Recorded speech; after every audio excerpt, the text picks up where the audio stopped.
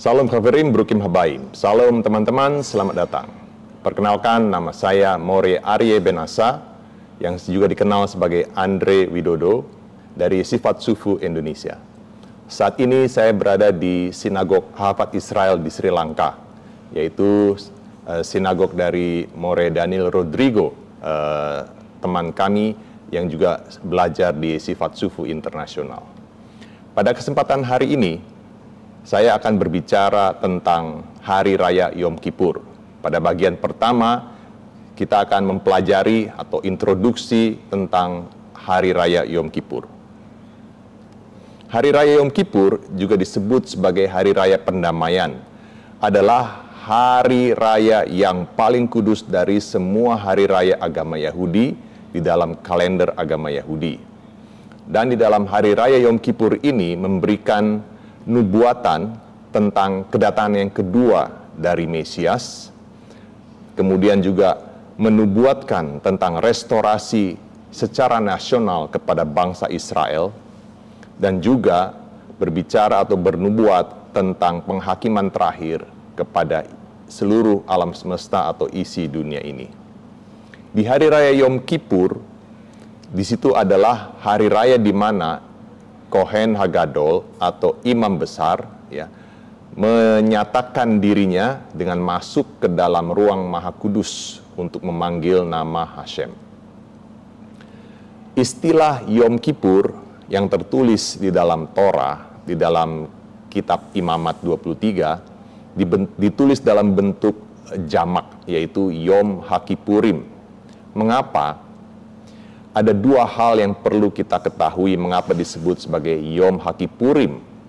Yang pertama, Yom HaKippurim ditulis dalam bentuk jamak adalah untuk menjelaskan dua macam pendamaian yang diberikan oleh Hashem. Pendamaian yang pertama adalah untuk bangsa-bangsa non-Yahudi, dan pendamaian yang kedua adalah untuk purifikasi atau pembersihan seluruh bangsa Israel. Dan kemudian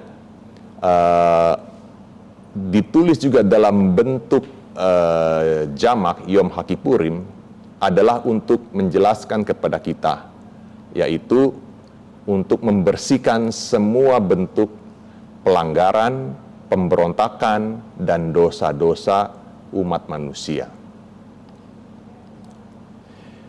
Di dalam Hari Raya Yom Kippur ini, imam besar masuk ke dalam ruang Maha Kudus di Bait Suci dan kemudian memanggil nama Hashem dengan memberikan korban darah untuk pendamaian setiap dosa pada bangsa Israel.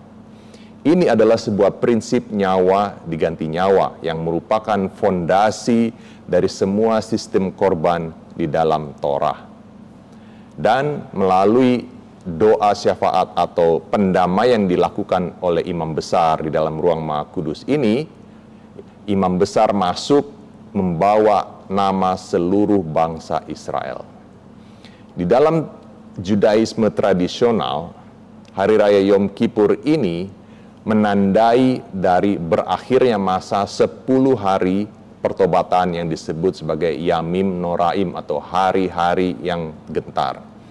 Sesuai penjelasan dari Chazal atau Chachamenu Zikronam Lifraka, atau artinya bapak-bapak leluhur kami yang diberkati namanya, Hari Raya Yom Kippur ini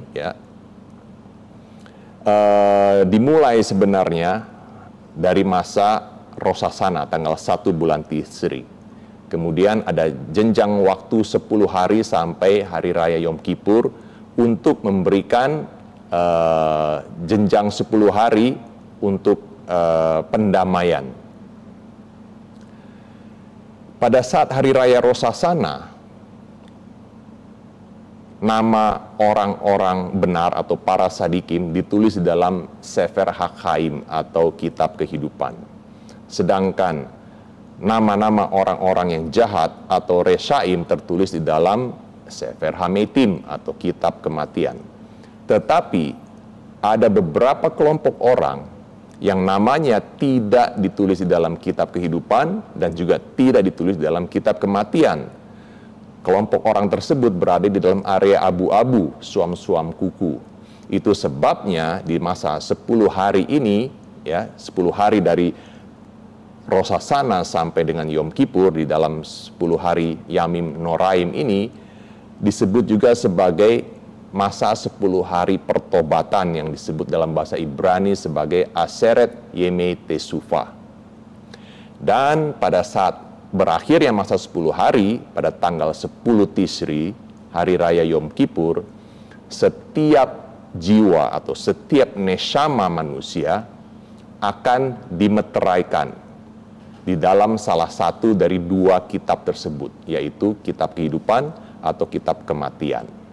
Dan orang-orang yang dari Rosh Hashanah sampai Yom Kippur namanya tidak dituliskan dalam 2 kitab tersebut, diberikan jenjang waktu masa 10 hari untuk menentukan. Itu sebabnya disebut sebagai saat-saat untuk tesufah yang terakhir. Manusia memang diciptakan untuk selalu melakukan tesufah. Tesufah itu artinya adalah berputar balik. Dan pada hari raya Yom Kippur, puncak dari tesufah tersebut, ya, kita akan berpuasa selama 25 jam, mulai dari tanggal 9 Tishri malam hari sampai besok harinya tanggal 10 Tishri saat matahari terbenam. Sesuai dengan tradisi agama Yahudi, ya, pada tanggal 6 bulan Sivan, tepat 7 pekan setelah peristiwa keluar dari Mesir, Moshe Rabbeinu atau Musa naik ke atas gunung Sinai untuk menerima Torah pada hari raya Shavuot. 40 hari kemudian terjadi dosa patung lembu emas, yaitu pada tanggal 17 bulan Tammuz. 2 loh batu yang pertama pecah. Kemudian Moshe Rabbeinu Musa melakukan misi perdamaian kepada Hashem atas nama seluruh bangsa Israel. Moshe Rabbeinu naik ke atas gunung Sinai lagi untuk selama 40 hari untuk memberikan pendamaian.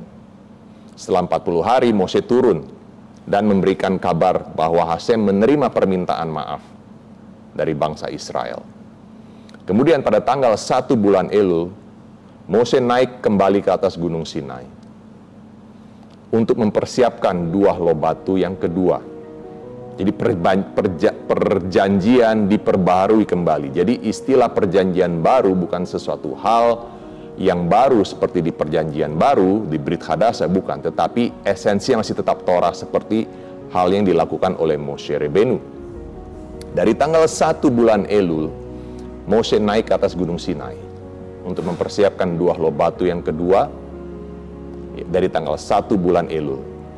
Dan selama masa bulan Elul ini, itu disebut sebagai masa selichot, atau masa untuk kita memperbaiki hubungan dengan sesama manusia, saling meminta maaf atas setiap kesalahan yang pernah kita lakukan kepada sesama kita. Dan ketika Moshe Rabbeinu genap 40 hari di atas gunung Sinai, ia turun dari atas gunung Sinai pada tanggal 10 bulan Tishri, yang juga dikenal sebagai Yom Kippur, dan muka Moshe Rabbeinu bercahaya, memancarkan cahaya dengan membawa perjanjian yang sudah diperbarui. Dan ini adalah merupakan bentuk dari blueprint dari atau fondasi dari hari raya Yom Kippur. Itu sebabnya mengapa orang-orang Yahudi atau bangsa Yahudi, ya, sejak dari tanggal 1 bulan Elul terus sampai tanggal 10 bulan Tishri selama 40 hari, ya, melakukan yang namanya chesbon nefesh, atau menimbang bagaimana kita beratnya, seperti timbangan, kita condong ke arah mana, ke arah hidup atau ke arah mati selama 40 hari ini. Apakah kita akan dituliskan di dalam kitab kehidupan atau di dalam kitab kematian? Dan itulah sekilas tentang introduksi atau pengenalan dari Hari Raya Yom Kippur. Pada bagian kedua nanti, kita akan membahas tentang arti kata Yom Kippur. Tetap bersama dengan kami, kita akan kembali setelah pelajaran yang pertama ini. Shalom.